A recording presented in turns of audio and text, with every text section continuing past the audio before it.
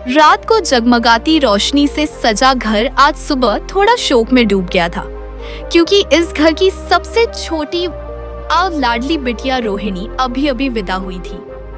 कुछ स्त्रियों की आंखें अब भी सजल थी। रोहिणी की माँ सबसे ज्यादा रो रही थी। आखिर दुख तो होता ही है अपने कलेजे के टुकड़े को विदा करते हुए, लेकिन सबसे बड़ी शांति बस यही थी कि बिटिया अच्छे घर में गई थी।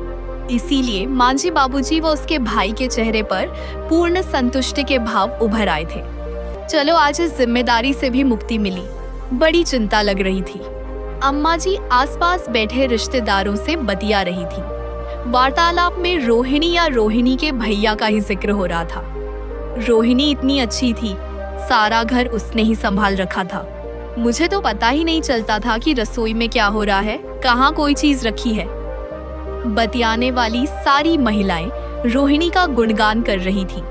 रोहिणी तो ससुराल के अवगुणों को भी निभा लेगी। बहुत गुणी है रोहिणी, अपने व्यवहार से सभी के मन को मोह लेगी। यहाँ अपनी भाभी के साथ भी बिल्कुल बहन की तरह से रहती थी। जिन गुणों का उसमें नितांत अभाव था, आज वो भी उसमें पैदा हो गए थे। शायद व्यक्ति के जाने के बाद उसकी कीमत बढ़ जाती है। धीरे धीरे बातों का रुख बदला और निशान पर आकर केंद्रित हो गया। उनकी बातों से कामना नाराज या दुखी नहीं थी, लेकिन उसे अफसोस अवश्य हो रहा था, क्योंकि बहू होने के कारण कोई उसका नाम लेने वाला नहीं था। घर में बहू का नाम उस समय बड़ा जोर शोर से लिया जाता था जब कोई कार्य घर के अहित में होता था। लाख बार सफाई देने पर भी बहू की बातों पर विश्वास नहीं किया जाता था। कामना ने बचे हुए कार्यों को समेटना प्रारंभ कर दिया, जबकि उसका बदन टूट कर चूर चूर हो गया था। 3 दिन से तो आराम का नाम ही नहीं था। फिर भी वह यह सोचकर काम में जुट गई थी कि घर का कार्य तो सारा उसे ही समेटना है, क्योंकि लड़की के विदा होने के 1-2 घंटे बाद ही रिश्तेदार विदा होने के लिए आग्रह करने लगेंगे। यह सब काम अकेले उसी को समेटना है। काम को थोड़ा हल्का करने के उद्देश्य से ही वह अपनी छोटी बहन नमिता को रोकना चाहती थी। नमिता के रुक जाने से रोहिणी की विदाई भी इतनी नहीं खलेगी। वह रोहिणी को प्यार करती थी। वैसे तो तीनों ही ननवे उससे बहुत प्यारी थी, पर छोटी होने के कारण रोहिणी ने उसके प्यार पर अधिक कब्जा कर लिया था। दोनों बहनों की तरह ही मिलजुल कर रहती थी। यह ननद और भाभी के प्यार का ही परिणाम था कि वह सास के कड़वे स्वभाव को भी झेल जाती थी। उसे ससुराल में भी मायके का आभास होने लगता, लेकिन फिर भी वह रोहिणी की विदाई पर रो नहीं पाई थी। पता नहीं कामना का हृदय कैसा विचित्र था कि कभी तो वह अनजान लड़की की विदाई पर ही रो पड़ती। रेडियो या टीवी पर विदाई गान सुनकर रो पड़ती, लेकिन उसका हृदय आज पत्थर का हो गया और वह अपने नेत्र कोश से 2 मोती ननद की विदाई पर समर्पित न कर पाई। वह शीघ्र कार्य समेट रही थी। साथ में नमिता भी हाथ बंटा रही थी। उसके कानों में स्त्रियों के बतियाने का स्वर निरंतर पड़ रहा था। हाँ भाई, यह निशांत की ही हिम्मत है जो इस घर की नया पार लगा दी, नहीं तो न जाने क्या होता। हाँ भाई, बड़ा ही होनहार व समर्पित बेटा है, नहीं तो इस जमाने में पूछो मत, एक एक की कहानी सुनते हैं तो कलेजा मुंह को आता है। हे भगवान, ऐसा बेटा हर किसी को दे। एक ने भगवान को धन्यवाद में हाथ जोड़ दिए। किसी काम को बोझ समझकर नहीं करता, बड़े प्यार व आत्मीयता से करता है। इस जमाने में 3-3 लड़कियों का ब्याह। लोग अपनी बेटियों से घबराते हैं। निशांत बेचारे ने तो 3-3 बहनों का दायित्व पूरा किया है। हाँ, बेचारा शादी के 2 साल पहले से ही घर के जंजाल में फंस गया था और अब तक नहीं निकल पाया। भगवान भी शरीफों की ही परीक्षा लेता है। बहनों से निबटते ही अपनी बेटियों की जिम्मेदारी आ जाएगी। 3 बहनें और 2 बेटियां, बेचारा जिम्मेदारियां निभाते निभाते ही बूढ़ा हो जाएगा। कामना प्रतीक्षा कर रही थी कि शायद कभी उसकी प्रशंसा में भी वो शब्द कहे जाएंगे। वह तो अपने पति की जिम्मेदारी निभाने में आधे से भी ज्यादा हाथ बंटा रही थी। कामना के मन में विचारों का ज्वार सा उठ खड़ा हुआ। उसे बहुत अच्छी तरह याद है शादी से पहले उसके कितने सपने थे। शादी के बाद तो बस ऐश ही ऐश होगा। लड़का बैंक में कैशियर है, घर का सारा काम निपटाकर आराम से पलंग पर लेटकर टीवी पर प्रोग्राम देखा करेगी या टेप पर मनपसंद गाने सुना करेगी। कितना शौक था उसे फिल्मी गाने सुनने का। स्कूल जाते समय यदि कोई मनपसंद गाना रेडियो पर आता होता तो वह अपनी चाल धीमी कर देती। 2-3 बार तो इसी आदत के कारण विद्यालय में सजा भी पा चुकी थी।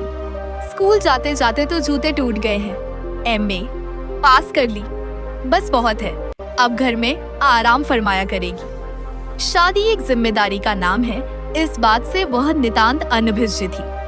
उसकी निगाह में तो शादी का अर्थ घूमना फिरना सजना संवरना ही था, लेकिन उसका ये सपना शीघ्र ही टूट गया। ससुराल में परिस्थितियां मकड़जाल की भांति बुनी हुई थीं, जिनसे निकलना नितांत कठिन था। ससुर सस्पेंड थे, सास फालिज के रोग से पीड़ित थी। ससुर का केस इलाहाबाद कोर्ट में चल रहा था, ऊपर से सास की असाध्य बीमारी पर रुपया पानी की तरह बह रहा था। परिस्थितियों के व्यूह में फंसे इस घर की बड़ी बेटी सुनंदा भी अभी गृहस्थी जमाने से वंचित थी। घर में कोई दूसरा कमाने वाला नहीं था। घर के काम की अधिकता को देखते हुए सुनंदा ने पढ़ना बीच में ही छोड़ दिया था। छोटी 2 ननदें राधा और रोहिणी विद्यालय में पढ़ती थीं। पति के ऊपर लदे भार को देखकर रोहिणी का सिर भी पहले तो चकरा गया। वह बड़ी बुझी बुझी सी रहने लगी। रिश्ते के समय स्वर्ग सी दिखाई देने वाली यह ससुराल अब समस्याओं का अखाड़ा दिखाई देने लगी थी। उसकी कोई भी इच्छा घर की समस्याओं के कारण मृग तृष्णा बन गई। ज्यों-ज्यों समय बीता जा रहा था, त्यों-त्यों उसकी स्थिति में और परिवर्तन आता जा रहा था। पहले तो कामना को इच्छाओं का ही दमन करना पड़ता था, पर अब तो उससे अपनी आवश्यकताएं भी छोड़नी पड़ जाती थी। संयम की जितनी भी शिक्षा विद्याध्ययन के समय अर्जित की थी, उन सब का प्रयोग उसे अब करना पड़ रहा था। फिर भी घर की समस्याएं सुरसा के मुख समान मुंह खोले खड़ी रहती थी। इधर अपनी भी गृहस्थी बढ़ रही थी। लग रहा था यदि यही हाल रहा तो उसके बच्चे भी आत्म संयमी और जितेंद्रिय बनने के लिए बाध्य हो जाएंगे। औरों के बारे में ये सोचते सोचते वह अपने बारे में सोचना, कोई चीज लाना या करना भूल ही गई थी। बच्चों के साथ भी यही हो, वह यह बर्दाश्त करने को तैयार नहीं थी। बड़ी ननद सुनंदा की शादी के समय तो उसने अपने ही हाथों सारा सामान एकत्रित किया था, लेकिन इच्छा होने पर वह एक साड़ी भी नहीं ले सकी। जो साड़ियां शादी के समय दी गई थी, उन्हीं से शादी में काम चला लिया था। इस खेलने खाने की उम्र में प्रौढ़ों जैसी गंभीरता उसके चेहरे पर आ गई थी। एक दिन उसने स्वयं भी परिस्थितियों से लड़ने का निर्णय लिया और सास व पति को मनाकर बाहर सर्विस के क्षेत्र में पदार्पण किया। अब वह और अधिक मजबूत जीवन जीने के लिए तैयार नहीं थी। टूट गई थी वह अभाव को बर्दाश्त करते करते। घोड़े समय के पश्चात ही धीरे धीरे घर की काया पलटने लगी थी। आखिर एक की कमाई और 2 की कमाई में अंतर तो होता ही है। सास का ऑल इंडिया इंस्टीट्यूट में इलाज करा लिया था। 3 साल के अंतराल से दोनों ननदों को उनकी ससुराल भेज दिया था। अपने बच्चों को भी इंग्लिश मीडियम स्कूल में पढ़ाना आरंभ कर दिया। घर के हालात तो बहुत बदल गए थे, लेकिन इतना घर सजाने संवारने में उसे सर्विस के साथ साथ भी त्याग करना पड़ा था। कहावत है न, खाली कुएं का पेट भरना बहुत मुश्किल होता है। सुनंदा की शादी के समय तो उसे मायके से प्राप्त आभूषणों को भी बेचना पड़ा था। अपने दहेज के बर्तन तथा अन्य सामान भी ननद को देने पड़े थे। इतना सब करते करते वह 32 साल की उम्र में भी कोई विशेष परिवर्तन नहीं आया था, क्योंकि अब बच्चों के खर्च बढ़ने लगे थे। ऐसा लगता था मानो घर में पैसा बस उसी के नाम का न हो। वेतन से दुगने खर्च थे। पति का वेतन तो घर खर्च व बच्चों की आवश्यकताओं में स्वाहा हो जाता, बाकी के खर्च उससे ही उठाने पड़ते। कभी कभी तो वह अपनी आवश्यकता के समय अपने को असहाय देखकर झल्ला उठती। आखिर क्यों उसने अपने ऊपर बोझ लाद लिया है। इतना सब करने के बाद भी उसकी स्थिति में तो किंचित मात्र ही परिवर्तन आया है। फिर यह सोचकर शांत हो जाती कि बादल अपना सारा झलकोश पृथ्वी को हरा भरा करने में ही लुटा देते हैं और स्वयं रिक्त होकर चले जाते हैं। बच्चों की शादी में उसका सहयोग पति से भी अधिक था। स्त्रियों का वार्तालाप सुन सुनकर उसके दिल में विचारों का ज्वालामुखी पर्वत जैसे पिघलकर बाहर आना चाहता था। सोच सोचकर उसके मस्तिष्क की नसों में तनाव आ गया था। लग रहा था मानो सिर फट जाएगा। उसके हृदय में रह रहकर एक टीसी उठती और पूरे शरीर में कौंध जाती। वह परिवार के सदस्यों में अपने को खोजने का प्रयास करने लगी। उसे लगा जब घर में उसका कोई अस्तित्व ही नहीं तो फिर वह किसके लिए इतना सब कर रही है, किसके लिए उसने अपना सर्वस्व बलिदान कर रखा है। क्यों नहीं वह अपने जीवन को संपूर्ण रूप से जी पा रही।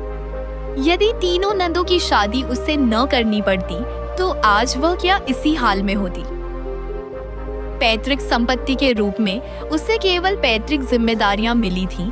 सोचते सोचते उसकी आंखों के आगे अंधेरा छा गया। अचानक उसके हाथों से लड्डुओं का बर्तन गिर गया। लड्डू फर्श पर चारों ओर लुढ़क गए और वह अचेत अवस्था में फर्श पर गिर पड़ी। बर्तन गिरने की झंकार कमरे में गूंज उठी, जिसकी आवाज निश्चित रूप से पास के कमरे में भी पहुंची थी। आवाज सुनकर सास और 2-3 स्त्रियां कमरे में आईं और पास बैठ गईं। बहू की हालत देखकर वह घबरा गई। अरे कोई पानी लाओ, देखो ना मेरी बहू को क्या हो गया है। अरे कोई निशांत को बुलाओ। सास की आवाज भर्रा गई। इतने में ही नमिता पानी ले आई थी। सास ने एक हाथ से कामना के सिर को धीरे से उठाया और पानी पिलाने का प्रयास किया। मुंह पर छींटे मारने के साथ साथ वह बड़बड़ा भी रही थी। इतना थक गई है, पहले थोड़ा सा आराम कर लेती, कोई जल्दी थोड़े ही है, आखिर इंसान ही तो है। लगातार काम करते हुए तो मशीन भी ठप हो जाती है। वह धीरे धीरे कामना के बालों में उंगलियां फिरा रही थी। कामना को धीरे धीरे होश आ रहा था। वह अर्धचेतन अवस्था में आंखें बंद करके पड़ी थी। तभी स्त्रियों का वार्तालाप प्रारंभ हो गया। कुछ स्त्रियों की यह आदत होती है कि वे बहू के सामने सास की और सास के सामने बहू की पक्षधर बनकर अपने को हितैषी सिद्ध करना चाहती है। पता नहीं यह प्रेम प्रकट करने की कौन सी पद्धति है। अरे सास को बातें करता देख इसे लगा होगा कि मैं ही काम क्यों करूं, इसीलिए बहाना बना रही होगी। देखो ना कैसा हाल बना रखा है अपना। ये सब इसलिए जिससे रिश्तेदारों को पता चले कि बहू कितनी दुखी है। देखो ना ननद की विदाई पर 2 आंसू भी नहीं बहाए, नहीं तो अनजान लड़की की विदाई पर भी आंखें भर आती हैं। कमाल है आज की बहुओं का। सुनकर कामना का मन कर रहा था कि वह एक एक को सही जवाब दे, अपने बाल नोच ले। आखिर बहू नामक जीव इतना कमजोर क्यों होता है। तभी सास की कड़कदार आवाज सुनकर वह अवाक रह गई। किसी के घर का तुम्हें क्या पता, तुम्हारी बहुएं होंगी ऐसी, मेरी तो बहू नहीं, देवी है देवी। आज घर में जो रौनक है वह बहू का प्रताप है। यह घर के लिए निशान से भी ज्यादा करती है। ऐसी बहू तुम्हें नसीब नहीं हुई, इसीलिए बात बना रही हो। मैंने पिछले जन्म में मोतियों का दिन किया होगा जो ऐसी देवी मिली है। सुनकर कामना का हृदय गदगद हो गया। सास द्वारा किया गया मूल्यांकन उसे ऐसा लग रहा था जैसे उसे समाज सेवा के लिए राष्ट्रपति द्वारा देश का सर्वोच्च पुरस्कार मिला है। उसे आज लगा कि वह घर की अहम सदस्य है, वह इस घर की रीढ़ है। सास अब भी उसके पास बैठी थी, कभी हाथ कभी पांव सहला रही थी। कामना की आंखें छलक आईं। वह उठी और सास के गले लग गई और फक कर रोने लगी। तुम मेरी माँ हो, तू तो मेरी पहले से ही बेटी है, तुझे आज पता चला। दोस्तों चैनल को सब्सक्राइब जरूर करें ताकि हमारा वीडियो आसानी से आपके पास पहुंच जाएगी।